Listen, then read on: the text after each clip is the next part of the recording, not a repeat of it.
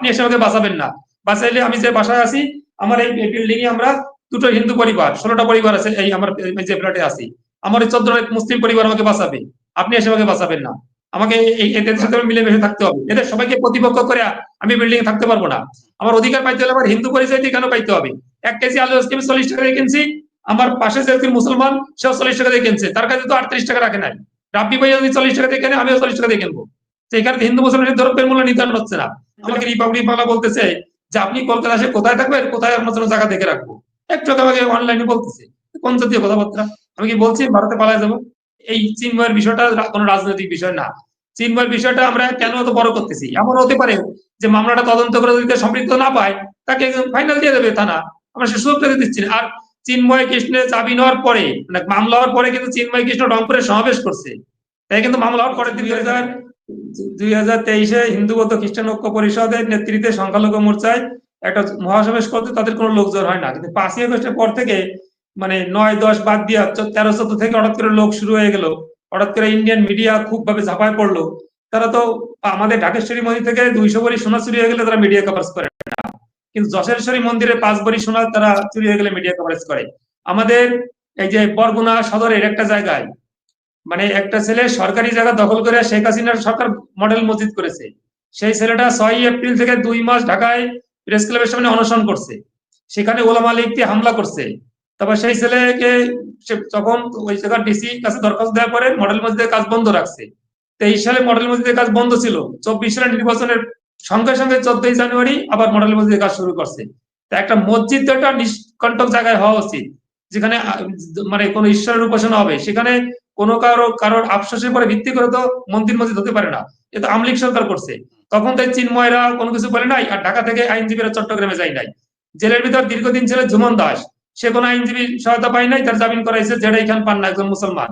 তারপরে জেলের মধ্যে শেখ হাসিনা সরকার পোড়ায় মারছে অ্যাডভোকেট পলাশকে, তখনও কিন্তু কোনো হিন্দু আইনজীবী পাই নাই, তখন কিন্তু তার পক্ষে রিট করেছিল ব্যারিস্টার সুমন, সেও মুসলমান। কিন্তু আমরা দেখছি রানা দাশগুপ্তকে ওসি পদবীর বেলায় চলে যেতে, ওসি পদবীর রানা দাশগুপ্ত গেছে, কই রানা দাশগুপ্ত এদের বেলায় তো যাই নাই। জেলের মধ্যে পলাশকে প্রায় হত্যা করা হয়েছে, রানা দাশগুপ্ত চট্টগ্রামে 1 সপ্তাহ পরে চোখ ফেরানোর জন্য নলিন সেন গুপ্তের বাড়ির ওখানে গিয়ে বলে এই বাড়ি ভাঙতে হলে আমার বুকের পর থেকে ভাঙতে হবে। কই রানা দাশগুপ্ত শহীদ মিনারে বলতো জেলের ভিতর কি করে পলাশকে পোড়ায় মারা হলো?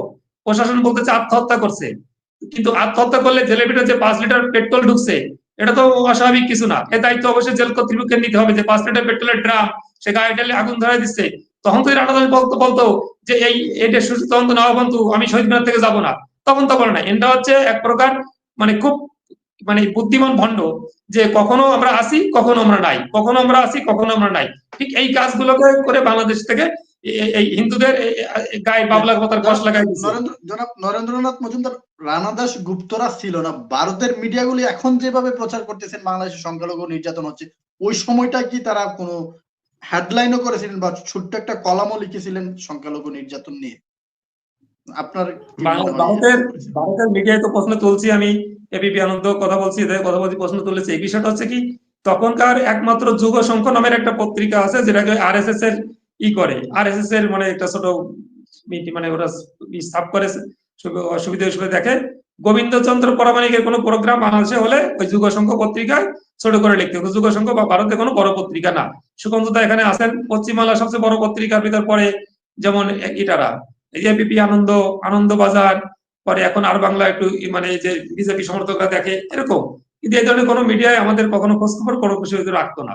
2020 সালে কুমিল্লার কোরবানপুর গ্রামের পর গ্রাম জ্বালাই দিছে, ভারতের বিশ্ব হিন্দু পরিষদ একটা বিক্ষোভ করছিল কলকাতায়, সেখানে কিন্তু শুধু নিউজ করছে যুগ সংখ্য, অন্য কোনো পত্রিকা নিউজ করে নাই, এরকম আমরা দেখছি। কিন্তু একের পরে জেলের ভিতর এসকে সিনহার মতো লোক প্রধান বিচারপতিকে লাথি মেরে বের করে দিচ্ছে আওয়ামী লীগ সরকার, তো তখন কিন্তু আমরা দেখছি চুপচাপ বসে আছে সবাই, ভারতের কোনো মিডিয়া করে। অথচ এখন কোনে তাবাসসুম নাকি একটা টিয়নো, তার জন্য দেখি ভারতের মিডিয়া যায়। এই যে ব্যারিস্টার তাপস, এই যে আমাদের নিরাজ জল্লা এই পুরান ঢাকায় হরিজন পল্লী, সেখানে দেখেন বুলডোজারে ভাঙচুর করে দিছে, কতটা কাণ্ড, তার কমিশনার সেখানে গিয়ে হামলা করে মানুষ মারছে, তখন ভারতের মিডিয়া কিছু বলে নাই।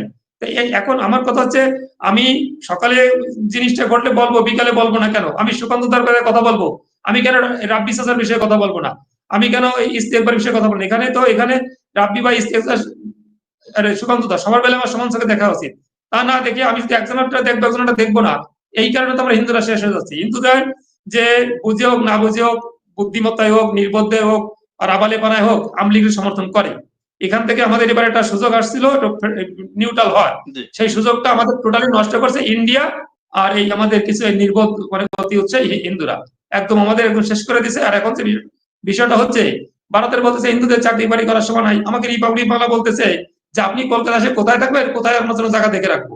একটু আমাকে অনলাইনে বলতেছে, কোন জাতীয় কথাবার্তা? আমি কি বলছি ভারতে পালায় যাবো? মানে তারা এখন আমাদের জন্য জায়গা রাখবে, ফ্ল্যাট কিনে দেবে। কই, এর আগে তো আমাদের কোনো খোঁজ রাখি নাই যে 2021 সালে সারা মানে প্রায় 63টা জেলার সমস্ত দুর্গা মন্দির ভাঙচুর করা হলো, ইসকনে সাধুদের মেরে নোয়াখালী পুকুরে ভাসায় দেওয়া হলো। এটা তো বিষয় না। বিষয়টা হচ্ছে আমার সর্বশেষ কথা, মানে এখানে রাব্বিবার বেলায় আইন যা, আমার বেলা আইন তাই, আপনার বেলা আইন তাই। মানে তত্ত্বাবধায়ক সরকার আমাদের 2 বছর ছিলেন ফখরুদ্দিনের সরকার। সেই তত্ত্বাবধায়ক সরকারের সময় শেখ হাসিনা এবং খালেদা জিয়ার দুইজনের নামে অনেকগুলো মামলা হয়।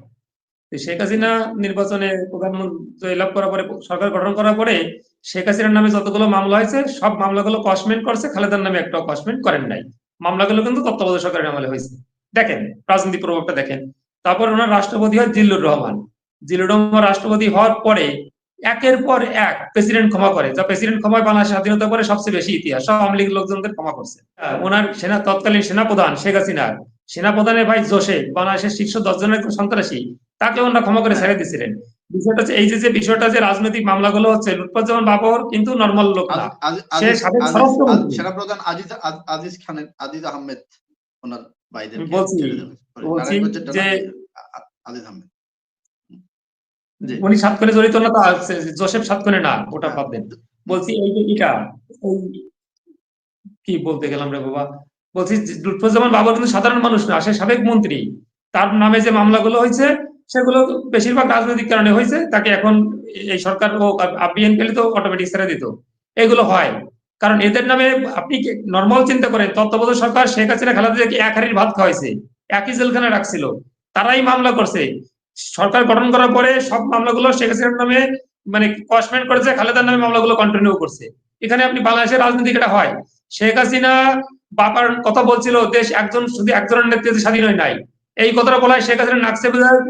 শেখ হাসিনা দেশের প্রধানমন্ত্রী এস কে হাসিনা হিন্দু, তাকে কিক আউট করে দেশ থেকে বের করে দিছে, বলছে ক্যান্সারের রোগী। জানেন আজকে সুপ্রিম কোর্টের একজন মানে মাহবুদ্দিন খোকন, মানে সাধারণ সম্পাদনার সভাপতি, যিনি আইনজীবী সমিতি, তিনি বলছেন তাকে দেশে ফেরানোর ব্যবস্থা করবে। তা আপনি এই আমাদের দেশে এগুলো রাজনৈতিক কারণে অ্যাভেলেবেল হয়। এগুলোর সাথে এই চিন্ময়ের বিষয়টা কোনো রাজনৈতিক বিষয় না। চিন্ময়ের বিষয়টা আমরা কেন এত বড় করতেছি? এমন হতে পারে যে মামলাটা তদন্ত করে যদি সম্পৃক্ত না পায়, তাকে ফাইনাল দিয়ে দেবে থানা, আমরা সে সুযোগ পেতে দিচ্ছি না। আর চিন্ময় কৃষ্ণের চাবি নেওয়ার পরে, মানে মামলা হওয়ার পরে কিন্তু চিন্ময় কৃষ্ণ রংপুরে সমাবেশ করছে, তাই কিন্তু মামলা হওয়ার পরের দিন ধরে ফেলে নাই, রংপুরে কিন্তু সমাবেশ করছে সে, 10 দিন পরে গ্রেফতার করা হয়েছে। আরো কয়েকদিন পরে, আরো 15 দিন পরে গ্রেফতার করা হয়েছে, 10-15 দিন পরে। এবং চিন্ময় কৃষ্ণ দাসকে তো এই মামলার যে আইও, সে তো ফাইনালও দিতে পারে রে বাবা, সে সুযোগ তো আমরা দিচ্ছি না। তার আগ থেকে তাকে ছিনাই নেবো, ইয়া করবো, তা করবো, হা করবো, ভারতের মিডিয়া শোনেন। আমরা হিন্দুরা আমরা একটা বিপদে পড়ছি। আমরা কি আজকে মন ফেলে একটা কথা বলি, এখানে কথা বলা যায় যে এই যে যতই আমাদের এই সরকারের সাথে হিন্দুদের একটা প্রতিপক্ষ তৈরি করা হয়েছে, এখন আমি জায়গাতে বলে কলে ছলে কোনো কিছু পারি না, সেটা বাবারও বড়। এই দেশের হিন্দুরা 90% সাথে আমরা 10% সব দিক দিয়ে আমরা ছোট। যে যাই বলি, আপনি এসে আমাকে বাঁচাবেন না, বাঁচাইলে আমি যে বাসায় আছি, আমার এই বিল্ডিং এ আমরা 2টো হিন্দু পরিবার, 16টা পরিবার আছে, এই আমার যে ফ্ল্যাটে আছি, আমার 14টা মুসলিম পরিবার আমাকে বাঁচাবে, আপনি এসে আমাকে বাঁচাবেন না। আমাকে এদের সাথে মিলেমিশে থাকতে হবে। এদের সবাইকে প্রতিপক্ষ করে আমি বিল্ডিং এ থাকতে পারবো না। কিন্তু সেই প্রতিপক্ষটা এমন কাজে করা হয়েছে যে এখন সরকারের ভিতর কি মানে যে লোক থাকে না, সব লোক কি ধোয়া তুলসী পাতা? তাদের ভিতরে এমন কিছু কিছু লোক ক্ষুব্ধ হচ্ছে যে এই যে 200 কতজনের মধ্যে 97 জন হিন্দুকে কালকে থেকে বাদ দিয়েছে, ওই বিসিএস ক্যাডার থেকে, পুলিশ থেকেও তাই, কারণ এদের প্রতি রাগটা দেখাচ্ছে। কিন্তু দিন শেষে কি এর একজনে কি চাকরি আপনাদের পশ্চিমবাংলার শুভেন্দু অধিকারী, রিপাবলিক বাংলা, চিন্ময় ফেরত আনতে পারবে না? তাহলে আমরা কেন এই জলে বাস করে কুমিরের সঙ্গে গাড়ি দিচ্ছি? আমাদের তো এখানে মিলেমিশে থাকা উচিত ছিল। সেখানে আমাদের আমি বলি আমি এজ এ বাংলাদেশের মানুষ হিসেবে আমি আমার অধিকার পাই কিনা সেটা দেখবো। আমার অধিকার পাইতে হলে আমার হিন্দু পরিচয় দিয়ে কেন পাইতে হবে? 1 কেজি আলু আজকে আমি 40 টাকা দিয়ে কিনছি, আমার পাশে যে মুসলমান সেও 40 টাকা দিয়ে কিনছে, তার কাছে তো 38 টাকা রাখে নাই। রাব্বি ভাই যদি 40 টাকা দিয়ে কেনে, আমিও 40 টাকা দিয়ে কিনবো। সেখানে হিন্দু মুসলমানের দ্রব্যের মূল্য নির্ধারণ হচ্ছে না।